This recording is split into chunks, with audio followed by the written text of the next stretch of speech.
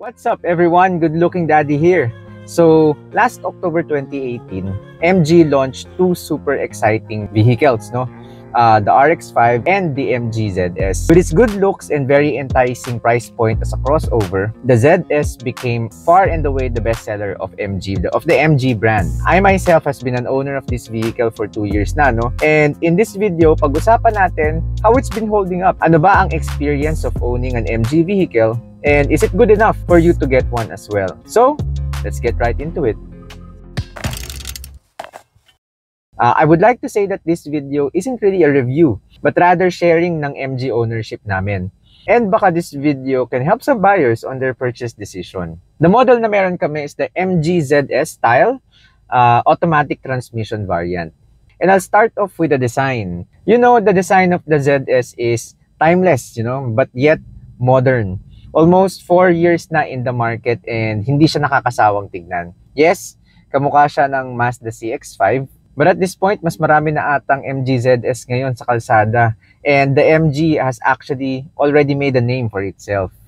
At the front, you're really gonna see the DRLs that are super gorgeous. And FYI lang, yung headlight assembly ng MG ZS, nagpa-fog siya after each and every time you use the vehicle. Pero nawawala din.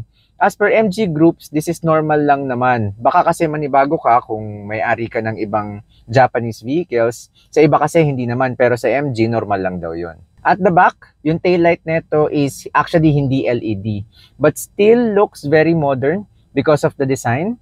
Pag umiilaw, parang eyebags yung itsura niya, no? It's unique to the ZS, and hindi lang typical yung taillights. The emblem, which acts as the bukasan ng trunk, is also something na mapapangiti ka. Malinis tignan at nagbe-blend lahat ng design cues niya sa overall look ng sasakyan. On the interior naman, I am super happy with the mix of soft and hard plastics dito sa vehicle na to. The topmost part ng dash, soft plastic siya. Tapos yung bihira mo hawakan, yun naman yung hard plastic. Especially yung topmost part ng dash, para siyang rubber.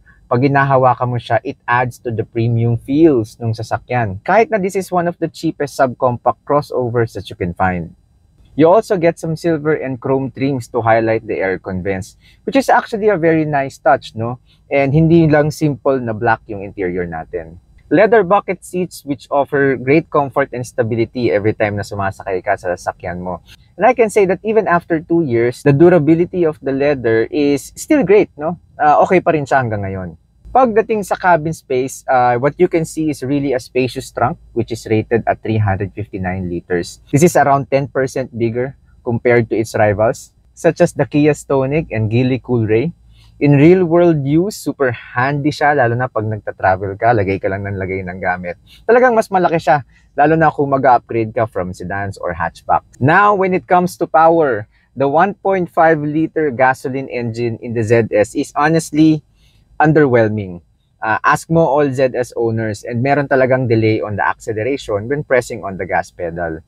It's not a deal breaker, pero before buying, just make sure na matest drive mo muna siya kung okay ka lang doon. Don't get me wrong, the vehicle can go places naman. Kahit saan ka magpunta, mapupuntahan yan. Kahit puno pa, maraming laman ng cargo yung sasakyan mo, makakarating ka naman sa paroroonan mo. Pero definitely there is that lack of hatak. Mind you that the ZS engine as per manual requires 92 octane rating gasoline.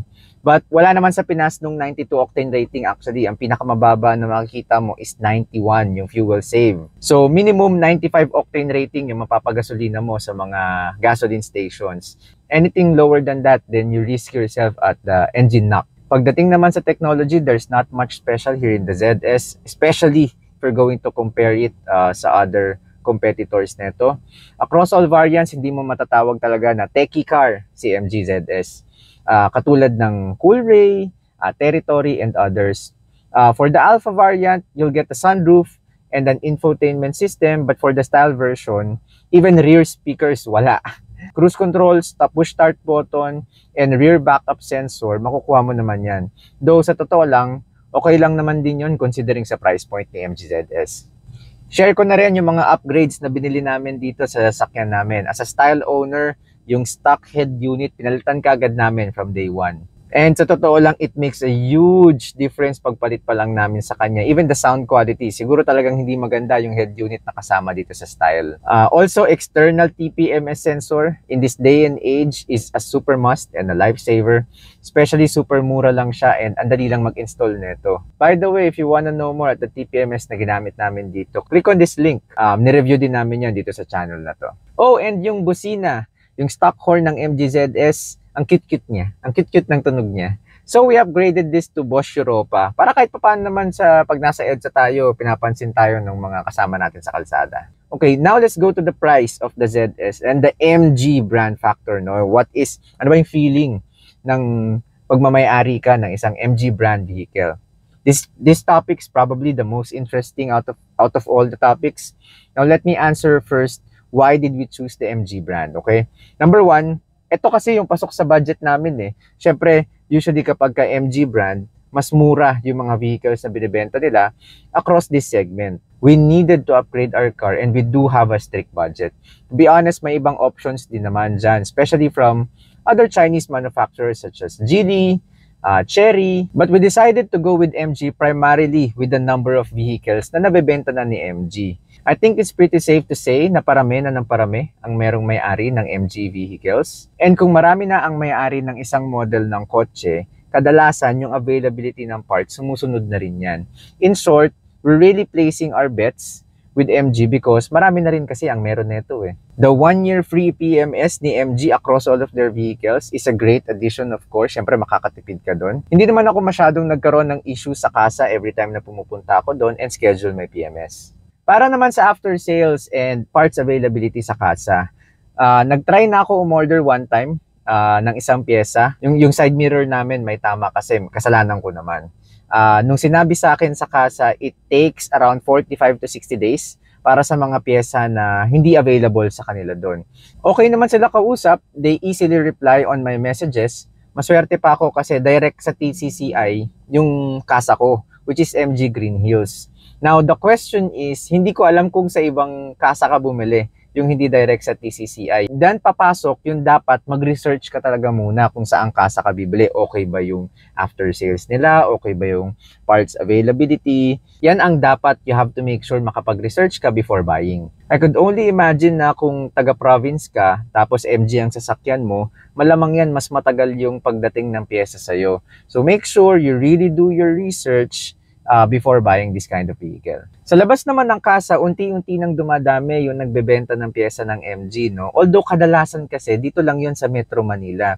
Diyan papasok yung kung marami na bang MG na nakikita mo sa kalye. Kasi kadalasan, the more of that model na nakikita mo, the more likely rin na more suppliers are selling this kind of parts. Although I can say this only kasi in Metro Manila, sa probinsya, hindi ko sure kung may mga nagbebenta rin ng pyesa ng MG eh. With that being said, the MG ZS Style is currently priced at 868,000 and 888 pesos with tons of promos and deals na going since this model is around for a few years already. Ito yung aggressive pricing na only a few car manufacturers can match, especially with the price-to-value ratio na maibibigay sa'yo netong sasakyan na to. Overall, we've been very, very happy with the purchase that we made. The extra space na nakuha namin coming from a hatch kasi nag-upgrade lang kami has been a huge, huge help. Ngayon, yung power coming from the engine neto, sakto lang, sakto lang, so-so lang. Pero, again, makakarating ka naman sa paroroonan mo. Hindi naman to pang karera talaga eh. We just added a couple of upgrades in the car. Then, ayun, this car is really perfect for us na sa family. Tapos, super affordable pa nito dahil sa deal na nakuha namin. So, talagang hindi kami nagsisisi. In terms of recommendation, ang masasabi ko lang, if you're looking to upgrade your subcompact sedan or hatch to a little bit bigger vehicle, but on a really tight budget, this is a great option. Lalo na kung ayaw mong umabot ng 1 million yung price point mo. Second, if you're looking for your first car and is willing to take the risk of owning a brand with relatively unknown history, this is a great option for you too. The most important factor here talaga is kung saang kasa ka kukuha, papaservice ng MG mo. From the groups kasi na nasalihan ko, MG groups, it seems like iba-iba talaga ang experience nila. However, if you live outside Metro Manila, I would really suggest to look for brands na mas kalat ang availability ng pyesa. For MG kasi napapansin ko, nakadalasan yung mga nabibenta ng pyesa, nandito nga talaga sa Metro Manila. Also, hindi ko rin to masasuggest if this will be your first and only car. Kung let's say for example may mangyari dun sa sasakyan tapos kailangan mo ng kotse tapos matagal na mawawala yung kotse sa'yo dahil nasa kasa, I wouldn't suggest that because there is a possibility na kapag may something yung kotse mo, nilagay mo sa kasa, that would probably take around 3 to 6 months bago bumalik yan sa'yo. That is the kind of risk na kukunin mo pag kukuha ka ng ganitong klaseng sasakyan sa relatively unknown history talaga, no? Ngayon, kung taga-province ka naman at you really go for MG, okay lang rin naman yun. Dadating at dadating naman yung pyesa sa'yo eh. The question is, gaano katagal? So that really sums up our video, and if you like this video, if you've learned something, click on that subscribe button, hit that like button. It would really help this channel. And as always, stay good looking.